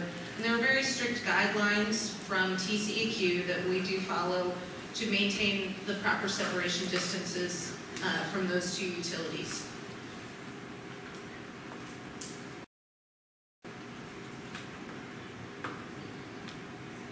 Any other questions? Okay, Kathy, you and Mr. James want to talk about the FN 15, 18, and 35 plan? Yes, ma'am. So you're stuck with me, but Brian's here to provide some comic relief, so you're stuck with the 2 of us. So now we're going to talk about something more probably positive for a lot of folks. FM 1518 improvements. If you remember, folks who are residents here in the city voted for a bond about a year and a half ago or so, and as part of that bond, $5 million was allocated toward improvements of FM 1518. TxDOT was also able to pitch in $5 million toward the project, and we, together, TxDOT did the bulk of the legwork, put in for some federal funding to the Alamo Area Metropolitan Planning Organization, and we're able to secure funding in the amount of $9.5 million to pool together, so we have almost $20 million to make improvements on FM 1518. Sounds like a lot of money? It does sound like a lot, but it's not going to do it all. Far from it, but it's a start. And so what TxDOT is looking to do is design the ultimate expansion of 1518 from I-10 all the way up to FM 78 and begin acquiring the right-of-way to make improvements, but then use the money to make strategic improvements that we can start soon. When I say soon, I still am talking 2020 time frame before you'll start seeing construction. But you've already probably seen surveyors out there along the road, and that's Pave Dawson. They are the consultant for this project for TxDOT, and they've been hard at work trying to identify the best strategic improvements that can be made. So, just to give you an idea, these are some kind of older exhibits. TxDOT is always wary of releasing too much preliminary information too soon because folks tend to latch on, and the final project ends up looking nothing like the beginning, so they kind of hold that tight to the vest, but you'll see more information as time goes forward. Basically, this starts down at I-10, and it looks like some expansion up to Trainer Hill Road, and they're also looking at some interesting improvements. I've even heard and seen a little bit of talk of a traffic circle here at the interchange at I-10. Then going probably to a 3-lane section from Trainer Hill Road up to approximately where the crossvine starts. And then this section through here, including, here's Corbett Drive here, would likely be, in this intersection with Lower Seguin Road, would probably be one of the focuses, one of the earlier improvements that we would see.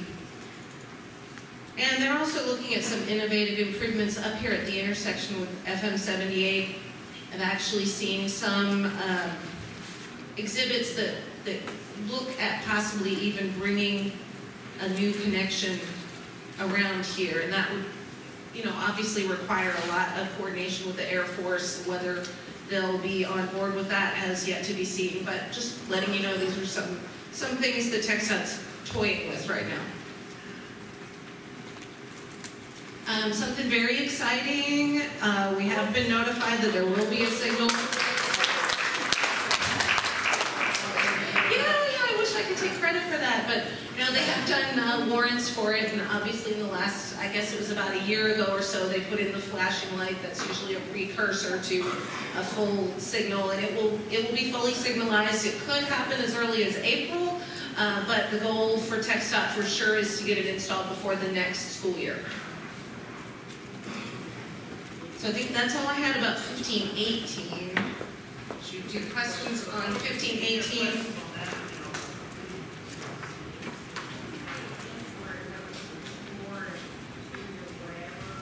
I will say that again, but this is one of the reasons that TxDOT doesn't issue things, because this even my source down here is from 2015. So this could change 4 or 5 times before things really happen, but I'll go over what the initial thought process was. Expanding from 2 lanes to 4 lanes from I-10 to Trainer Hill Road, and then looking from 2 to 3 lanes, which would be 1 lane in each direction with a continuous center turn lane, from Trainer Hill to approximately the entrance to the crossvine, and then 4 lanes through the Lower Seguin Road intersection, and 3 lanes then the rest of the way up to 78. And ultimately, it will likely be 4 lanes, 2 lanes in each direction with a center median that would have median breaks and turnarounds incorporated into the design. Sidewalks, yes, we're actually talking with TxDOT because their original thought is to put bike lanes on the pavement. We did express that that we had gotten some feedback during the master thoroughfare plan planning sessions that folks around here generally prefer hike and bike trails removed from the paved lanes. This is something that TxDOT's trying to sort of work through because generally we're trying to fit an awful lot of stuff in a limited amount of space. So in order to not take up too much right-of-way from folks who have property along 15, 18, they're trying to fit as much transportation amenity in that space as possible. So that gets to be a challenge sometimes when you're looking at hike and bike trails. But there will be some pedestrian and cycling facilities incorporated.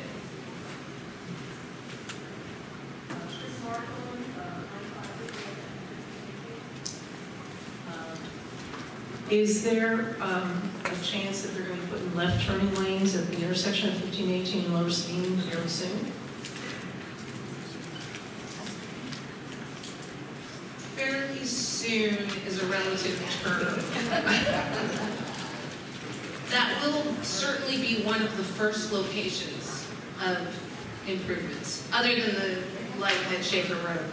And we can certainly talk with TxDOT about perhaps expediting some of the improvements instead of leaving it all to 2021. That's certainly something we'll bring up to them. Yeah, I will chime in. I will say this, that, you know, and TxDOT kind of gets a bad rap at times, but I think Schertz has a very good relationship with them. As Kathy sort of said, city residents and business owners put up $5 million. With the help of TxDOT, we leveraged another, you know, $15 million. We did the same thing on FM 1103 where we put up a few $1 million and TxDOT came in with a bunch and then came back and said, you know, we really need to do the overpass, so we're going to come up with the money there as well. You guys have probably seen the sidewalks on FM 3009 that are going in. That's entirely TxDOT funded. That's over $3 million that they put in. So I think we've had a pretty good relationship with them. And I will say that they've been fairly responsive to changing conditions. They're very aware of the growth that we're having. And so we are able to go to them and say, hey, look, we had a new subdivision come in. Traffic's gotten worse at this location, and get them to take a look at it, which is, I think, why you see the signal coming in at Schaefer Road as TxDOT being on top of it. So as Rose Garden Elementary comes in and things like that, we're going to go back to them and say, can we take another look at it? Can we take another look at it to see if we can maybe speed something up? So I will say that the credit is very good. Yes, sir. Or, ma'am, I'm sorry. First off, Kathy, I would like to thank you for heading us in the right direction so that TxDOT got a message from the public. But it would be nice if we got the identity for schools tonight. And thank you for your help on that point. And I had a general question. First off, I don't envy anybody having to do things around 1518. I mean, it is a difficult road. It's so far behind where it should be right now. So I do appreciate your against a big project. But I'm fascinated with trying to figure out, and I've thought about this, I looked out there for a long time, what on earth are you going to do on the point that goes the 78 intersection? You've got a graveyard on one side, you've got the Randolph Air Force Base on the other. and I just sort of say, what are you going to do? I just don't get it. Well, the Air Force Base is certainly a big part of this. And as a matter of fact, we were hoping to get a meeting before this meeting tonight so we could give you the latest information. But we do have a meeting scheduled with TxDOT and the Air Force Base next week. And TxDOT's consultants and TxDOT are looking to request some concessions, that's maybe not the right word, but some cooperation from the Air Force Base to deal with just those those items.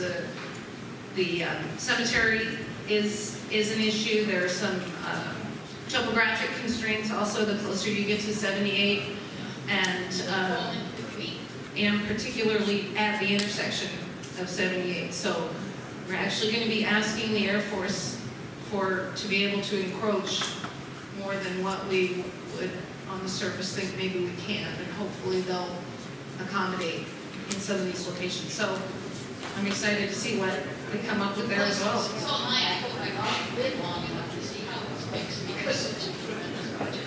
And I will say this, a couple things to sort of touch on that, and I appreciate the joke at the end, and I'm sure you'll be around a long time with this to see some different things. But as we roll into the next topic, which is going to be the thoroughfare plan update, one of the things I will say is that we are looking long-term, that we are looking at things that, frankly, there is no one in this room who will be around when it happens. You know, the reality, and the example I use, if y'all look back and see how San Antonio and Austin and New Braunfels have grown, there's stuff down there that you could never have imagined. You know, I tell the story, my dad took me out to practice driving on 1604. It was a 2-lane road in San Antonio. There wasn't a lot of traffic at the time, and now it's a freeway, and we've got big interchanges and crazy intersections on 281 further north with all the traffic. It's things that I, as a kid growing up in the area, could not have imagined. And I think that's one thing that we have to keep in mind is when we are all gone, 60, 70, 80, 100 years, there will somebody be sitting in this room, probably having another one of these council on the go meetings, talking about what happened in the past and what happened in the future. And so again, I think what we try to do as Layton is make decisions for the short term, but then leave options open on the long term so that somebody's not sitting here saying, what were these people, this Mayor Carpenter guy doing way back when, and why did he make this decision, and now we can't do this, and all the folks with it. So, and I will say this to credit with Randolph as well, and I won't point them out, but we do have a good relationship with the folks from JVSA Randolph. They attend these meetings, they sit, they listen, they hear the concerns of residents. And I will say that they share concerns about the need to get people on and off the base in a timely manner as part of their mission. And so while it may seem we at times have conflicts, and there certainly are those, I think there's much more alignment that working together, we can make some things happen going forward. Because as you said, it's not just the Randolph issue, it's the railroad tracks, it's the floodplain, it's the cemetery. And so again, when we talk about these crazy schemes, think back what 1604 and 281 used to look like 30 years ago when there was nothing in the way it is today, and that's what we need to think about. So with that, I'll roll into the thoroughfare plan. We've been working on this a while. We took a bit of a pause to deal with some of the land use issues and come around to some things. And this is one that frankly is a big challenge because we're trying to balance today's needs, future needs, and frankly, there are property owners with very, very different interests. Some saying, look, I don't want the negative impact. Others saying, you're killing me, I'm stuck in traffic forever, and that's the balancing act. So again, we're trying to provide for orderly development. Again, if you have development happen, if you don't make accommodation for future roads or expansion, you have some of the things that we talk about tonight. But then part of it is to enable coordination so that everybody knows what the plan is, everybody can make an informed decision, and as we talked earlier about with the gateway plan, so that we develop a plan and sort of stick with it until we need to go relook at it and move it forward. But the whole goal is to reduce travel and transportation costs. Again, I have not talked to anybody in Schertz who said, man, traffic congestion used to be a whole lot worse in Schertz, but it's gotten a lot better in the last few years. Right? Everybody says it's gotten worse and worse and worse, and so the idea is to accommodate for that. This is our current thoroughfare plan. We've had it for a number of years. We've made some modifications. We're looking at making an update to it. Go to the next slide. But again, we've gone through a series of tasks, really had some public information meetings, worked with the Planning and Zoning Commission, our Transportation Safety Advisory Committee, Economic Development, to do some coordination, look at plan documentation, to develop ultimately what gets us, and we'll roll through since we're late, a proposed draft thoroughfare plan. Now, to be honest, the biggest issue we've had on the thoroughfare plan that's been the biggest source of contention has to do with the FM 3009 extension. As you guys know, it stops at 78. A number of years ago, there was discussion at council with TxDOT about extension, and the general push was we don't want to extend FM 3009. I think part of that, you understand the reasons in terms of how it would impact folks south of there. But the challenge I'll point out, and Kathy can point to, is Schertz is sort of that backward Z shape, and there is very, very little connectivity between central Schertz and southern Schertz, as you guys know. And it's not a direct connection, which is what we just talked about. It's 1518. You've got either jog under, you've got a jog over, but there's not a direct connection. So the problem with it, as you guys can all imagine and you guys experience, is with that limited connectivity, traffic is worse and worse and worse. So the idea is there a way we can find an alignment to extend 3009 that avoids some of the areas like Crescent Bend and places like that that were a frustration, but maybe work coming through CC May's property to extend that road in the future so that, again, I don't know when this would come about, can't tell you necessarily if it'll ever come about, but if we don't accommodate for it, it won't have the potential to have a second connection and improve that connectivity down from FM 3009. The other roads that we've seen are some of the connections east-west that run through people's property. And again, the issue we often have are folks saying, I don't want to develop my property. I like living in the rural environment. I don't want to see that change. And I can't necessarily stand here and promise and say the city will at some point come in and say we need to put the road through, we need to extend it. But generally we build roads to accommodate new development. So as new development comes in, they build sections of road. But then you often find that the city has to come in at that point and build connections. So I don't want to mislead folks to say they won't come through. But again, if we don't plan for it, you can't have that development of property because there aren't the roads to accommodate it in the future. And that's the challenge. So again, it's a long-term plan. This is one we hear folks from both sides coming back and forth on. It's fairly similar to the current plan, but as I talked about with the J-Luce issues and the land use development, in fact, we're looking at removing some roads from the thoroughfare plan because of different development patterns. We think in some areas we don't need as many roads, as you can see the difference. But then in other areas we think we need more roads. The last thing I'll say to that is much like drainage and flooding, we don't control our own destiny. Even if we kind of put the brakes on development in Schertz, San Antonio is going to grow, Converse is going to grow, Cibolo is going to grow, and all those folks around us are going to have to pass through Schertz. And so we're going to get that background traffic that's going to impact us one way or another. And so we have to plan for that. So part of the study has been looking at what's happening around us, not only what developments occurring or going to occur, but what roads they're going to put in to try to accommodate this in a closer look. Again, it's a generalized location now. As with sewer lines, we try to follow property lines. We try to avoid impacting folks as much as possible. But certainly there are a lot of folks out there that we've heard loud and clear from who don't want the road coming through my property for the impact on it. And those are the balances we have to have. But again, the idea is to get that connectivity through. I will say the last thing that we're looking at with that is a roadway impact fee. Goes to the comment earlier about affordability. Part of the idea is to have new development pay its fair share, so it's not existing residents and business owners having to foot the bill for all this stuff and have that additional charge that's proportional for new development so that we have more money coming in to keep up with roads in a more timely manner, because if we can build them earlier, we avoid some of the problems that were just referenced that have been talked about. So we've run kind of long, so at this point we'll take any kind of questions on that. But we're looking at sort of sending out some notices, again, posted on the website in the next month or so to restart the effort and kind of move this back forward and get something posted for the business comments. Yes, sir.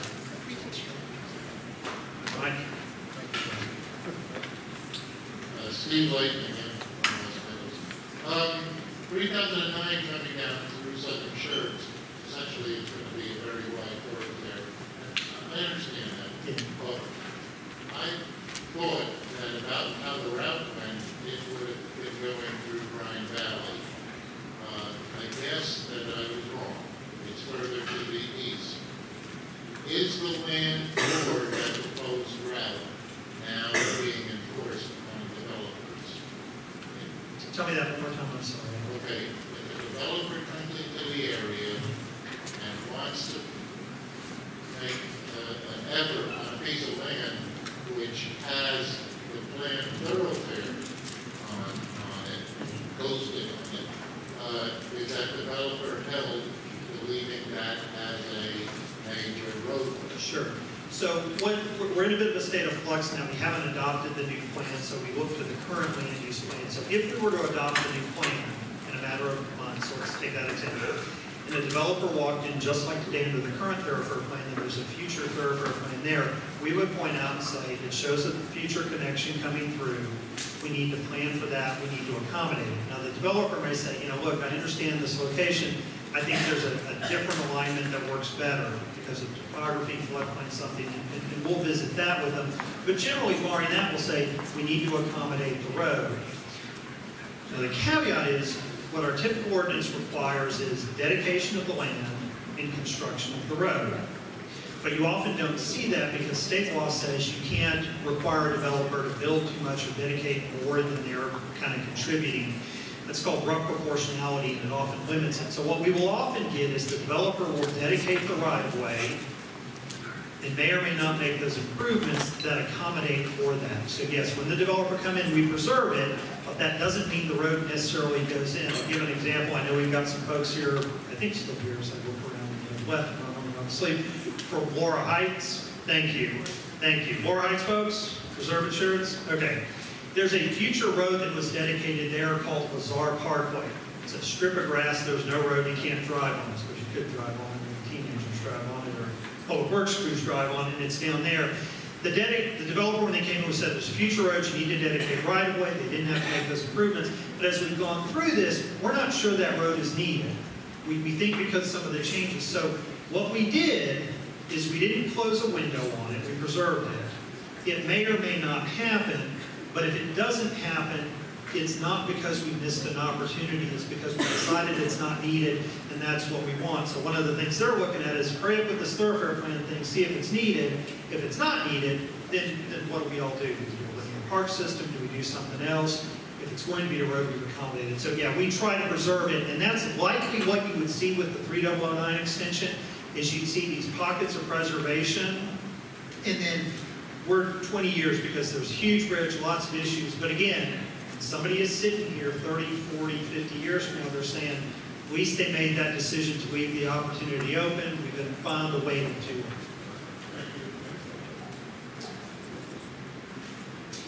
Yeah, and working with CCMA is to try to preserve that as well. So again, the way we keep out of Crescent Bend is partnering with CCMA to find an alignment that helps get through there and not negatively impact folks. And that's a key. Anyone else? Okay, I'm getting to wrap it up. So at that point, I'm wrapping it up. No more questions? Okay, next up, let me introduce to you. He's our Assistant Fire Chief, Kate Long. He's going to talk to us about some really exciting news. Big round of applause for Kate Long.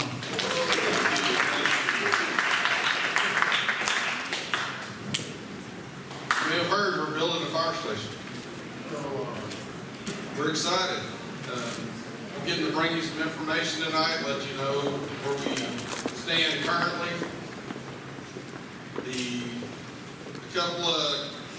A couple of council meetings ago, City Council passed the fire engine purchase, so we have ordered the engine that will be housed at this new fire station. And like Dudley mentioned earlier, it takes about a year to get that in once we place that order. I'm just going to give you a little bit of background information real quick. I know it's late, so I'll try to move through this fairly quickly. This is just a quick map that shows the current station locations that we have with Station 1 and 2. You see the general area of Station 3 right here. If you haven't heard of ISO, that plays a big role in what your fire insurance rates are. And we had a fire station study done based on ISO. And so it generally tells us where to place fire stations. That's how we come to this location in this general area. And you can see just from looking at these, this would be another area that would be covered. And then up here would be another area that would get a fire station. And then again, down in this area someplace, just depending on how the growth goes and how we build out. These circles here just kind of represent what we talk about with response times and NFPA standards that kind of sets our response times. we'd like to see those circles overlap there as much as possible. The more overlap, the more coverage we have. Moving on, I just want to quickly show you, and you can kind of see from where we look at those areas right there, that's where the stations would fill in. But this right here is our 2016 run data. And so what this is showing is everything that's in yellow met the NFPA response times, which is whenever you call, we try to get there within 4 minutes. Every place you see in red, we did not get there in 4 minutes. And we'd like to do this at least 90% of the time. So as you can see, with the addition of Station 3 here, that should cut most of their response times in the south here in southern shirts by 50% or better. Just moving on here, getting into where we're at currently, we're just starting the design phase with the architects, so we are meeting weekly right now and discussing fire station design and everything that goes into a fire station. We're meeting weekly and discussing all those right now. This is what you're seeing here is the site plan, and this is just kind of the initial stages, but this right here would be the drive-in around back behind the station, and the apparatus fire engine would pull in right here and then exit out onto the road this way. We put a lot of parking in right here. This front portion right here where the sidewalk is leading into with what we hope to be some type of community room that we can hold events at. The next one just kind of shows whenever we add trees and grass to that site plan, it kind of starts to come together more. You can kind of see where the station is sitting right here. Just moving on, this is kind of our first stab at our conceptual plan of what we would like to see inside the fire station. This floor plan here just generally points out that this is that community room we talked about. Right here, this is a conference room. And then this side here would be bedrooms and bathrooms. It's a 3-bay station. And this would be the front entrance right here that come into the alarm room. And then over on this side is a weight room. And this area here is where bunker gear is stored, where all the firemen's protective gear is stored. And this may change, just, this is kind of our first attempt at getting the architects going and the construction manager going on this project, and so this is where we started. That's pretty much where we're at to bring you with BRW as the architects that we're using on this project. We meet with them at least every other week to get this design phase process going. It's still a few months out. It's about a 9 to 12 month construction time once we get everything secured and start turning dirt. That's going to be probably a few months for that process to take place. Vern, the same people that just finished the pool, is the construction manager at risk on this project. And so they are starting to price out the fire station at this time. And so they'll be doing that over the next month or two, finishing that pricing on what Fire Station 3 is going to cost. And so doing the construction manager at risk just allows us to get that up front, and then we kind of know what everything is costing as we move forward with that project. So that's kind of the end of what I've got to kind of update you on and brief you on where we're at with Fire Station 3. Is questions? How exact is kind of the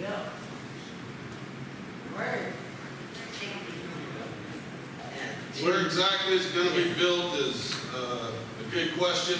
Right now, a couple of weeks ago, the city council voted to give the city manager the authority to go ahead and start negotiations on that. So I can't speak of exact land right now outside of an executive session because the city manager is currently negotiating land right now. It will generally be in the, from the map there, Lower Seguin, 1518 area.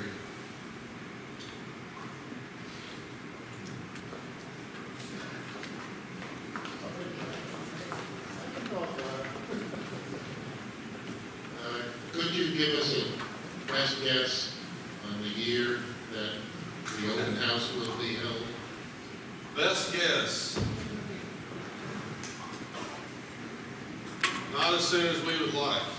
But best guess would probably be late spring of 2018. Just depending on how everything keeps on moving in the process right now. Thank you. And how much it rains, you know, there's definitely a lot to think about in construction delays and how much the rain affects that. Does anyone else have any questions for Kate? Mayor, I'm going to turn this over to you. Yes, so at this time, if you have some specific questions you'd like to have addressed, you can, just because we're running a bit late, and come grab me, we can figure out which department maybe can help answer your question.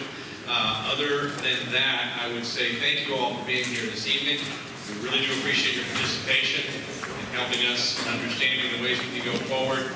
Council doesn't have all the answers by ourselves, and we need your input. Thank you for joining this evening. Any other questions, please come on.